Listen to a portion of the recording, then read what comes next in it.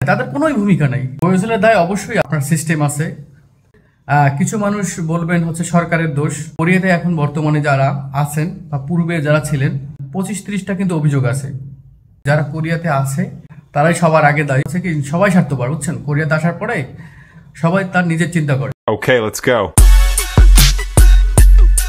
আসসালামু আলাইকুম বন্ধুরা, কেমন আছেন সবাই? আশা করি সবাই ভালোই আছেন।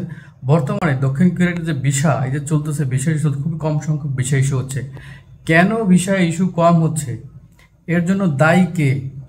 কাদের কাদের গাফিলতির বা কাদের সমস্যার কারণে এত ভিসা কম ইস্যু হচ্ছে?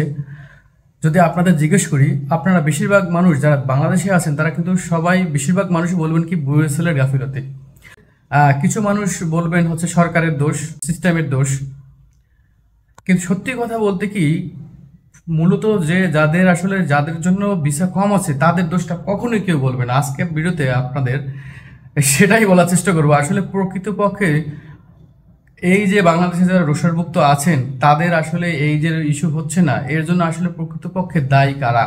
যারা কোরিয়াতে আছে তারা এই যে কোম্পানি চেঞ্জ করা, মালিকের সাথে দুর্ব্যবহার করা, মুখে মুখে তর্ক করা, টাইম মতন কাজে না আসা, খাবার নিয়ে সমস্যা, বাংলাদেশিদের মধ্যে মারামারি, গ্যাঞ্জাম, অভিযোগ, একজনের পিছনে আরেকজন পিছনে লাগা, 25-30টা কিন্তু অভিযোগ আছে।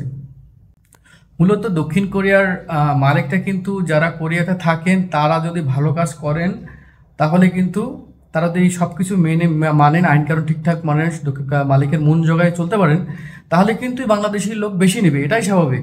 ধরেন যে নিয়মগুলো আছে, ঠিক মতন কাজে না আসা, টাইম মতন সব কিছু না করা, মালিকের মুখে মুখে তর্ক না করা, এগুলো সব কিছু যদি মেনটেন করে চলতে পারতো তাহলে কিন্তু বাংলাদেশের শ্রমিক কিন্তু আরও বৃদ্ধি পাইতো।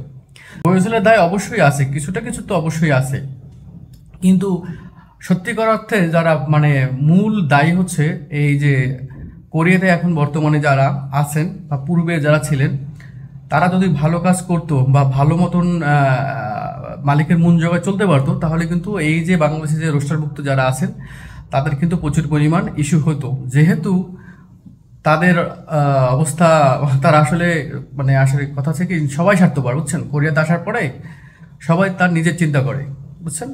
তো যাই হোক, এই কারণেই মূলত হচ্ছে যদি আপনি কাউকে দোষারোপ দিতে চান যে ইস্যু হওয়ার পিছনে আসলে দায়ী কে, তাহলে আমি সবার আগে বলবো যে যারা কোরিয়াতে আছে, আমার মতন যারা ছিল আছে যারা, তারাই সবার আগে দায়ী। এরপরে হচ্ছে বয়সের দায় অবশ্যই আপনার সিস্টেম আছে।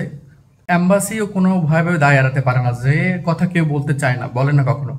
অ্যাম্বাসির অবশ্যই দায় আছে। বাংলাদেশ অ্যাম্বাসি বাংলাদেশের টাকায় এখানে চলে, এখানে তারা ভূমিকা নেই, তাদের কোনোই ভূমিকা নেই এই ব্যাপারে, কিন্তু কেউই কথা বলে না, ঠিক আছে? দেশের মানুষ যারা আছেন তারা আসলে অনেকে আসলে অবগত না, এই জন্য বুয়েসেলকে একতরফা দাঁড় করেন। তো সবাই ভালো থাকবেন, আল্লাহ হাফিজ, বাই।